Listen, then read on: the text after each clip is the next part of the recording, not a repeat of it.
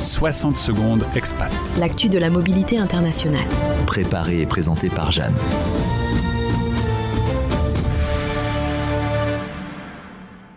Il y a quelques jours se tenait la journée mondiale de lutte contre l'homophobie. Et en 2025, il est encore nécessaire de rappeler que dans de nombreux pays, l'homosexualité reste un crime. Pas une opinion, pas une intolérance sociale, un crime, inscrit dans la loi. Pour les LGBTQ+, s'expatrier ne rime pas toujours avec liberté, certains pays restent à fuir. En tête de liste, l'Afrique subsaharienne. Au Nigeria, être homosexuel peut vous valoir 14 ans de prison, voire la peine de mort dans certains États du Nord. En Tanzanie, pays très prisé des touristes, les lois sont tout aussi sévères et les arrestations arbitraires sont fréquentes. En Ouganda, un projet de loi récemment voté criminalise encore davantage les relations entre personnes de même sexe. Et la liste continue, Kenya, Éthiopie, Égypte. Des pays où être soi-même peut vous mettre en danger immédiat. A l'inverse, certains pays comme l'Afrique du Sud ou le Cap-Vert prouvent qu'un autre modèle est possible. Une autre zone à risque, la péninsule arabique. En Arabie Saoudite, au Yémen, au Qatar, l'homosexualité est punie de prison, de flagellation, voire de la peine de mort. Le Qatar, qui a pourtant accueilli la Coupe du Monde récemment, est classé 2e pays le plus dangereux pour les personnes LGBTQ+.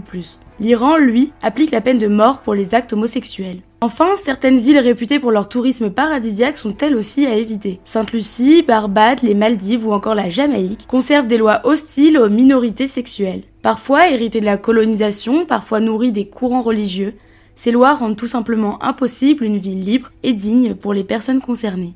Alors que l'on parle de mobilité internationale, d'expatriation ou de télétravail à l'étranger, il est crucial de rappeler que ces libertés ne sont pas les mêmes pour tout le monde. L'orientation sexuelle dans de trop nombreux pays reste un facteur de discrimination, de violence, voire de persécution.